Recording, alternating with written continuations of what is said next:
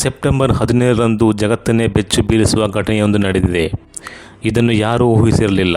ಮಂಗಳವಾರ ಸೆಪ್ಟೆಂಬರ್ 17, 2024 ಮಧ್ಯಾಹ್ನ 3:30 ಗಂಟೆಗೆ ಲೆಬನಾನ್ನಲ್ಲಿ 500 ಪೇಸರ್ಗಳನ್ನು ಸ್ಫೋಟಿಸಲಾಯಿತು. ವಿವರಗಳಿಗೆ ಹೋಗುವ ಮೊದಲು ನಿಮಗಾಗಿ ಒಂದು ಸಣ್ಣ ವಿನಂತಿ. ಇಂತಹ ಇನ್ನಷ್ಟು ಆಸಕ್ತಿದಾಯಕ ವಿಷಯಗಳಿಗಾಗಿ ನಮ್ಮ ಚಾನಲನ್ನು ಸಬ್ಸ್ಕ್ರೈಬ್ ಮಾಡಿ. ವಿಡಿಯೋವನ್ನು ಕೊನೆಯವರೆಗೂ ನೋಡಿದರೆ ಲೆಬನಾನ್ನಲ್ಲಿ ಇಸ್ರಾಯೇಲ್ ಯೋಜನೆಯನ್ನು ಎಷ್ಟು ಪರಿಪೂರ್ಣವಾಗಿದೆ ಎಂಬುದನ್ನು ನಿಮಗೆ ಅರ್ಥವಾಗುತ್ತದೆ. ಜಗತ್ತಿಗೆ ಈ ವಿಷಯ ತಿಳಿಯುವ ಮೊದಲೇ ವಾಕಿ ಟಾಕಿಗಳು, ಸೋಲಾರ್ ಪ್ಯಾನಲ್ಸ್ಗಳಂತಹ ಹಲವು ಸಾಧನಗಳು ಸ್ಫೋಟಗೊಂಡಿದ್ದವು. ಈ ಸ್ಫೋಟಗಳಲ್ಲಿ 45ಕ್ಕೂ ಹೆಚ್ಚು ಜನರು ಸಾವನ್ನಪ್ಪಿದ್ದಾರೆ. ಹೆಜ್ಬುಲ್ಲಾ ಲೆಬನಾನಿನ ರಾಜಕೀಯ ಪಕ್ಷವಾಗಿದೆ. ಈ ಸತ್ತವರೆಲ್ಲ ಕೂಡ ಈ ರಾಜಕೀಯ ಪಕ್ಷಕ್ಕೆ ಸೇರಿದವರು. ಈ ಹಿಂದೆ ತೈವಾನ್ನ ಗೋಲ್ಡ್ ಅಪೋಲೋ ಎಂಬ ಕಂಪನಿಯಿಂದ 3,000 ಪೇಜರ್ಗಳಿಗೆ ಹೆಜ್ಬುಲ್ಲಾ ಸರ್ಕಾರವು ಆದೇಶವನ್ನು ನೀಡಿತ್ತು. ಮೊಬೈಲ್ ಬಳಸಿದರೆ ಇಸ್ರಾಯೇಲ್ ಹ್ಯಾಕ್ ಮಾಡುತ್ತದೆ ಎಂದು ಪೇಜರ್ಗಳು ಬಳಸುವುದು ಉತ್ತಮ ಎಂದುಕೊಂಡರು. ಇಸ್ರಾಯೇಲ್ ಗುಪ್ತಚರ ಸಂಸ್ಥೆ ಮೊಸಾದ್ ಈ ದಾಳಿಯನ್ನು ಯೋಜಿಸಿದೆ ಎಂದು ಶಂಕಿಸಲಾಗಿದೆ. ಸ್ಫೋಟಗೊಂಡ ಪೇಜರ್ಸ್ ತೈವಾನ್ನಲ್ಲಿ ಮಾಡಲ್ಪಟ್ಟಿದೆ ಎಂದು ನಾವು ಹೇಳಿದ್ದೇವೆ ಅಲ್ಲವೇ? ಇಲ್ಲಿಯೇ ಇಸ್ರಾಯೇಲ್ ಒಂದು ಘನ ಯೋಜನೆಯನ್ನು ರೂಪಿಸಿತ್ತು. ಲೆಬನಾನ್ನ ಭದ್ರತಾ ಪಡೆಗಳು ಇಸ್ರಾಯೇಲ್ ಹೆಜ್ಬುಲ್ಲಾ ಗುಂಪು ಕೆಲವು ತಿಂಗಳ ಹಿಂದೆ ಆದೇಶವನ್ನು ನೀಡಿತ್ತು ಎಂದು ತಿಳಿಸಿತ್ತು. ಅವರಿಬ್ಬರ ನಡುವೆ ಯಾವ ರೀತಿಯ ಡೀಲಿಂಗ್ ನಡೆದಿದೆ ಎಂಬುದು ತಿಳಿದಿಲ್ಲ.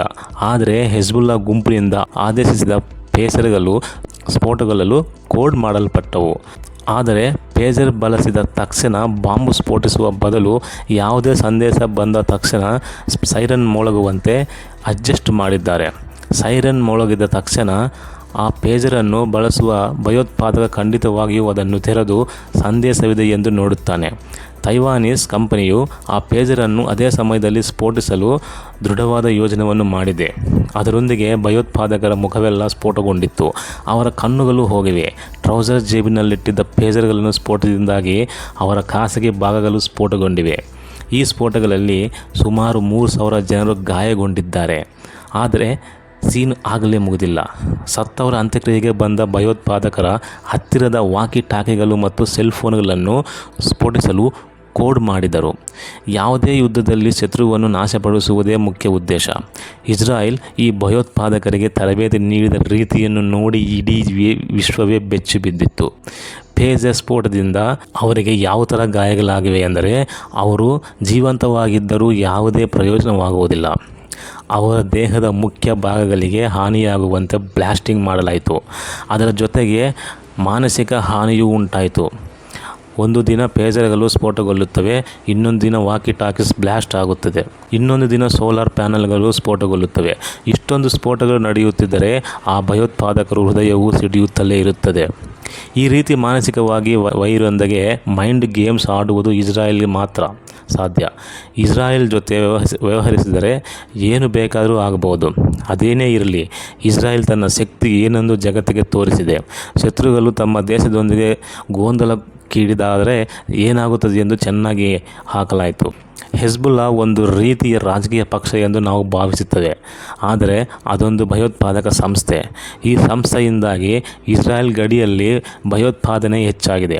ಅವರಿಗೆ ಹೆದರಿ 60,000 ಜನರನ್ನು ಬೇರೆಡೆಗೆ ಸ್ಥಳಾಂತರಿಸಲಾಯಿತು. ಪೇಜರ್ ಬ್ಲಾಸ್ಟ್ನಲ್ಲಿ ಸಾವನ್ನಪ್ಪಿದವರಲ್ಲಿ ಇರಾನ್ ಮತ್ತು ಲೆಬನಾನ್ ನಡುವೆ ಸಂಬಂಧ ಎಲ್ಲರಿಗೂ ತಿಳಿದಿದೆ.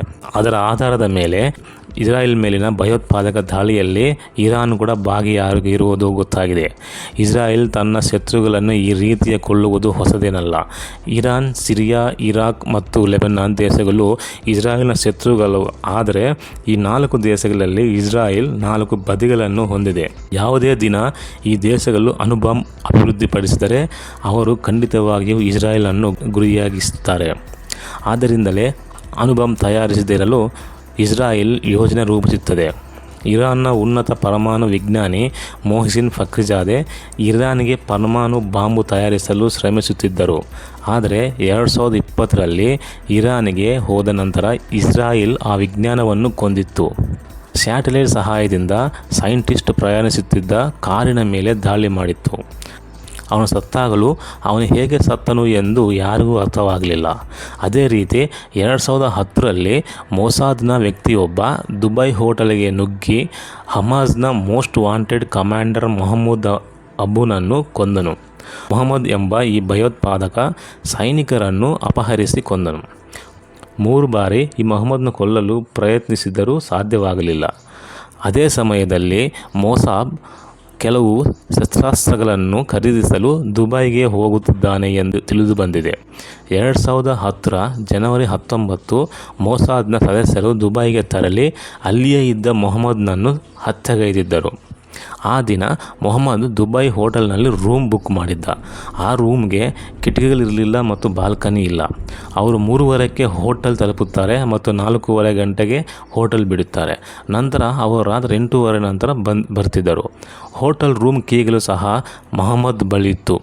ಅಷ್ಟರಾಗಲೇ ಮೊಸಾದ್ ಗೂಢಚಾರನೊಬ್ಬ ರೂಮ್ಗೆ ಕಾಲಿಟ್ಟ.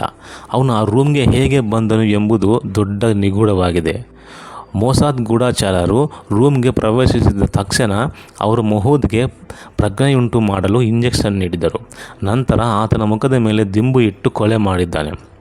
ಅವನು ಕೊಂದ ಬಹಳ ಸಮಯದವರೆಗೆ ಅವನು ಕೊಲ್ಲಲ್ಪಟ್ಟಿದ್ದಾನೆ ಎಂದು ಸಹ ತಿಳಿದಿರಲಿಲ್ಲ. ಅವನು ಮಲಗಿದ್ದಾನೆ ಎಂದು ಎಲ್ಲರೂ ಭಾವಿಸಿದರು. ಇಡೀ ಘಟನೆಯ ದೃಶ್ಯಾವಳಿಗಳು ಇಂಟರ್ನೆಟ್ನಲ್ಲಿ ಇನ್ನೂ ಲಭ್ಯವಿವೆ. ನೀವು ಬಯಸಿದರೆ ನೀವು ನೋಡಬಹುದು. ಇಸ್ರಾಯೇಲ್ನ ಎದುರಾಕೊಂಡ್ರೆ ಭೂಗತ ಲೋಕದಲ್ಲಿರುವವರನ್ನು ಹುಡುಕಿ ಕೊಲ್ಲುತ್ತದೆ. 1957ರಲ್ಲಿ ಮೊಸಾದ್ಗೆ ಒಂದು ವಿಷಯ ತಿಳಿಯಿತು. ಜರ್ಮನಿಯ ನಾಜಿ ಸರ್ಕಾರಕ್ಕೆ ಸೇರಿದ ಯೋಧ ಅರ್ಜೆಂಟೀನಾದಲ್ಲಿ ವೇಷ ಧರಿಸುವುದು ಗೊತ್ತಾಗಿದೆ. ಇಸ್ರಾಯೇಲ್ಗೆ ಈ ವಿಷಯ ತಿಳಿದ ಕೂಡಲೇ ಆತನನ್ನು ಜೀವಂತವಾಗಿ ತಮ್ಮ ದೇಶಕ್ಕೆ ಕರೆತರಲು ಯೋಜನೆ ರೂಪಿಸಿದ್ದರು. 1960ರಲ್ಲಿ ಅರ್ಜೆಂಟೀನಾ ಸ್ವಾತಂತ್ರ್ಯ ದಿನಾಚರಣೆಯಲ್ಲಿ ಮುಳುಗಿತ್ತು. ಅದೇ ಸಮಯದಲ್ಲಿ ಇಸ್ರಾಯೇಲ್ ಮೋಸ್ಟ್ ವಾಂಟೆಡ್ ನಾಜಿ ಸೈನಿಕರನ್ನು ಸೆರೆ ಹಿಡಿಯಲು ಯೋಜಿಸಿತ್ತು. ಇಸ್ರಾಯೇಲ್ ಮೊಸಾದ್ ಅಧಿಕಾರಿಗಳನ್ನು ಇಸ್ರಾಯೇಲ್ ಅಧಿಕಾರಿಗಳಂತೆ ಅರ್ಜೆಂಟೀನಾಕ್ಕೆ ಕಳುಹಿಸುತ್ತದೆ. ಅದೇ ಸಮಯದಲ್ಲಿ ಇಸ್ರಾಯೇಲ್ ನಾಜಿ ಸೈನಿಕನ ಬಗ್ಗೆ ಸಾಕಷ್ಟು ಮಾಹಿತಿಯನ್ನು ಸಂಗ್ರಹಿಸಿತ್ತು. ಇಸ್ರಾಯೇಲ್ ಮೊಸಾದ್ ಏಜೆಂಟರು ಮೇ 11, 1960ರಂದು ನಾಜಿ ಸೈನಿಕನನ್ನು ಅಪಹರಿಸಿದರು. ಅವರು ಅವನನ್ನು ಅರ್ಜೆಂಟೀನಾದಲ್ಲಿ ಕೆಲವು ದಿನಗಳವರೆಗೆ ಬಚ್ಚಿಟ್ಟಿದ್ದರು ಮತ್ತು ಅವರನ್ನು ತಮ್ಮ ವಿಮಾನ ಸಿಬ್ಬಂದಿಯಂತೆ ವೇಷ ಧರಿಸಿ ತಮ್ಮೊಂದಿಗೆ ಕರೆತಂದರು. ಅವನಿಗೆ ನಿಧಾನವಾಗಿ ಪ್ರಜ್ಞೆ ಕಳೆದುಕೊಳ್ಳುವಂತೆ ಔಷಧವನ್ನು ನೀಡಿದರು. 1962ರಲ್ಲಿ ಇಸ್ರಾಯೇಲ್ ಈ ಸೈನಿಕನಿಗೆ ಮರಣದಂಡ ವಿಧಿಸಿತ್ತು. ಉಗಾಂಡಾದಲ್ಲಿ MTV ಕಾರ್ಯಾಚರಣೆಯು ಇಸ್ರಾಯೇಲ್ ಕೈಗೊಂಡ ಅತ್ಯಂತ ಯಶಸ್ವಿ ಮಿಲಿಟರಿ ಕಾರ್ಯಾಚರಣೆಗಳಲ್ಲಿ ಒಂದಾಗಿದೆ. MTV 1976ರಲ್ಲಿ ಪ್ರಾರಂಭವಾಯಿತು. ಈ ಕಾರ್ಯಾಚರಣೆಗೆ ಮೊಸಾದ್ ಗುಪ್ತಚರ ಸೇವೆಗಳನ್ನು ಒದಗಿಸಿದೆ. ಇಸ್ರಾಯೇಲ್ ಸೇನೆ ಇದನ್ನು ಯಶಸ್ವಿಯಾಗಿ ನಿರ್ವಹಿಸಿದೆ. Popular front for the liberation of ಪ್ಯಾಲೆಸ್ಟೈನ್ನ 2 ಸದಸ್ಯರು 2 ಜರ್ಮನ್ ಭಯೋತ್ಪಾದಕರೊಂದಿಗೆ ಪ್ಯಾರಿಸ್ಗೆ ಹಾರಿದರು ಮತ್ತು ಉಗಾಂಡಕ್ಕೆ ವಿಮಾನವನ್ನು ಹೈಜಾಕ್ ಮಾಡಿದರು. ಸ್ಟಾಪ್ MTV ವ್ಯವಸ್ಥೆಯಲ್ಲಿ ಪ್ರಯಾಣಿಕರನ್ನು ಬಂಧಿಸಲಾಯಿತು. ಇಸ್ರಾಯೇಲ್ ಕಮಾಂಡೋಗಳು ವಿಮಾನ ನಿಲ್ದಾಣದೊಳಗೆ ಹೋಗಿ ಒತ್ತೆಯಾಳುಗಳಾಗಿದ್ದ 100 ಇಸ್ರಾಯೇಲ್ಗಳನ್ನು ರಕ್ಷಿಸಿದರು. ಈ ಕಾರ್ಯಾಚರಣೆಯಲ್ಲಿ 3 ಒತ್ತೆಯಾಳುಗಳು, ಅಪಹರಣಕಾರರು, ಕೆಲವು ಉಗಾಂಡ ಸೈನಿಕರು ಮತ್ತು ಪ್ರಸ್ತುತ ಇಸ್ರಾಯೇಲ್ ಪ್ರಧಾನಿ ಬೆಂಜಮಿನ್ ನೆತನ್ಯಾಹು ಅವರ ಸಹೋದರ ಯೋನಾಟನ್ ನೆತನ್ಯಾಹು ಕೊಲ್ಲಲ್ಪಟ್ಟರು. ಇದನ್ನೆಲ್ಲ ಕೇಳಿದರೆ ಇಸ್ರಾಯೇಲ್ನ ಪ್ಲಾನಿಂಗ್ ಯಾವ ವ್ಯಾಪ್ತಿಗೆ ಬರುತ್ತದೆ ಎಂಬುದು ಅರ್ಥವಾಗುತ್ತದೆ. ವಾಸ್ತವವಾಗಿ ಈ ದೇಶವು ತುಂಬ ಚಿಕ್ಕದಾಗಿದೆ, ಆದರೆ ಇದು ಹಲವಾರು ಪಟ್ಟು ಹೆಚ್ಚು ಶಕ್ತಿಶಾಲಿ ದೇಶಗಳನ್ನು ಎದುರಿಸುತ್ತದೆ. ಭಯೋತ್ಪಾದಕರ ಹೃದಯದಲ್ಲಿ ಇಸ್ರಾಯೇಲ್ ರೈಲುಗಳು ಓಡುತ್ತಿವೆ. ಈಗ ತಮ್ಮ ಸೆಲ್ಫೋನ್ ಹ್ಯಾಕ್ ಮಾಡುವ ಭಯದಿಂದ ಪೇಜರ್ಗಳನ್ನು ಬಳಸುತ್ತಿರುವ ಈ ಭಯೋತ್ಪಾದಕರು ಈಗ ಸಂದೇಶ ಕಳುಹಿಸಲು ಏನು ಬಳಸುತ್ತಾರೆ? ಹಿಂದಿನ ಕಾಲದ ಹಾಗೆ ಪಾರಿವಾಳಗಳ ಜೊತೆ ಸಂದೇಶ ಕಳಿಸ್ತಾರಾ? ಇಸ್ರಾಯೇಲ್ನ ಯೋಜನೆ ಮತ್ತು ಅದು ಹೊಡೆಯುವ ಸಾವಿನ ಹೊಡೆತದ ಬಗ್ಗೆ ನಿಮಗೆ ಏನನಿಸುತ್ತದೆ? ನಿಮ್ಮ ಅಭಿಪ್ರಾಯಗಳನ್ನು ಕಾಮೆಂಟ್ ವಿಭಾಗದಲ್ಲಿ ಬರೆಯಿರಿ. ಅಲ್ಲದೆ ನಿಮಗೆ ವಿಡಿಯೋ ಇಷ್ಟವಾದಲ್ಲಿ ತಕ್ಷಣ ಲೈಕ್ ಮಾಡಿ, ಶೇರ್ ಮಾಡಿ ಮತ್ತು ಸಬ್ಸ್ಕ್ರೈಬ್ ಮಾಡಿಕೊಳ್ಳಿ. Thank you.